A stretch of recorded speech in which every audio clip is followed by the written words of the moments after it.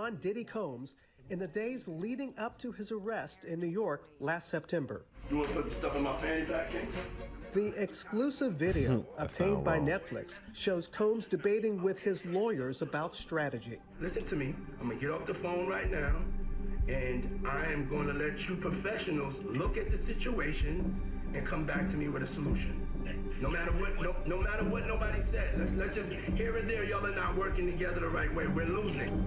The footage is part of a new, highly anticipated docuseries by director Alex Stapleton and rapper and executive producer Curtis 50 Cent Jackson, titled Sean Combs: The Reckoning.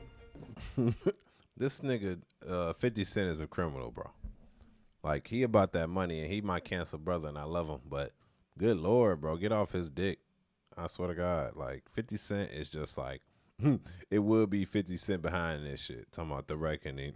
Like, it's like, this nigga's like an evil villain, for real. And he can't be stopped. Anything that surprised you when you were watching? I think it was surprising that he actually filmed it. It was very interesting to watch a man who's known for his brand presence. You know, he has a really amazing knack for marketing and all of that, and how he was sort of taking that into account in how he was coming off to the public.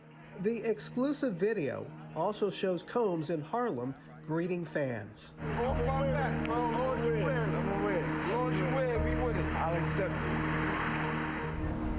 I need some hand sanitizer. Hold on. I got it. I've been out in the streets amongst the people. Yeah, I got to take a bath. Like you're saying. Like the amount of people that actually I'm coming in contact with, like that's what I have to do. You know what I'm saying? Oh. It's like 150 hugs. Well, he ain't wrong for that, nigga. If somebody holding your hand, shaking your hand, yeah, go sanitize it for real. Like, it's the least you could do. You don't know what people's hands been. Person as well, and there was one instance in Harlem. He too happy. And his reaction when those people went away. Got in the car and said, I feel like I need to wash, like I'm dirt. That was, it shows you his character. Was that the reason for including it? Yeah, I mean, what's the odds that you would do that in front of a camera? I don't like that about 50 Cent. You shouldn't say that, bro. Look, I'm sorry that I'm stopping it so much, but if you put that video into that clip in order to show his character, because he's very famous and known in New York City, and he's shaking hella hands, over 100 hands, and due to the fact that he said that he got to clean his hands on hand sanitizer, due to that fact, that shows his character. That's like digging. It's like you're trying to find something that ain't there, right? Am I wrong? Y'all let me know. Am I wrong? Or is 50 Cent digging? Because if I shake 100 hands, it's like I'm a celebrity. At least I'm willing to stop and shake people's hand. At least I'm willing to stop and hug people. But when I get done or I go in the back, I don't want to fucking touch my phone, eat my food, do anything else but clean my hands. I at least have the pride or the gall to even shake hands and be that homely type of. Now this nigga, what he want him to go eat a ham, some chicken fingers? You know what I'm saying? He want him to go lick his fingers and shit next or something, eat some food. Nigga, he want to clean his hands. That's a reach, 50. I ain't gonna lie.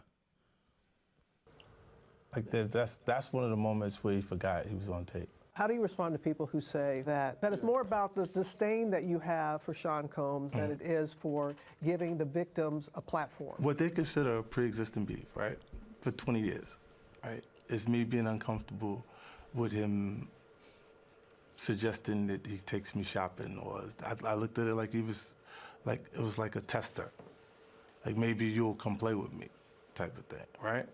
And it's not personal. I think it's important to also let people know that the show is not completely the perspectives of people that did not like Sean. We weren't trying to just get the highlights, the salacious details. You know, that the real goal was to storytell. And not everyone needed to have an allegation to be a part of this project.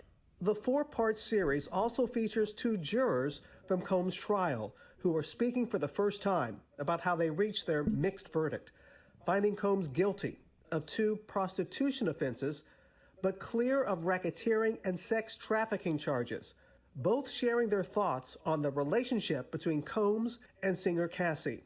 Juror 75 describing them as two people in love. And Juror 160 saying in part, domestic violence wasn't one of the charges.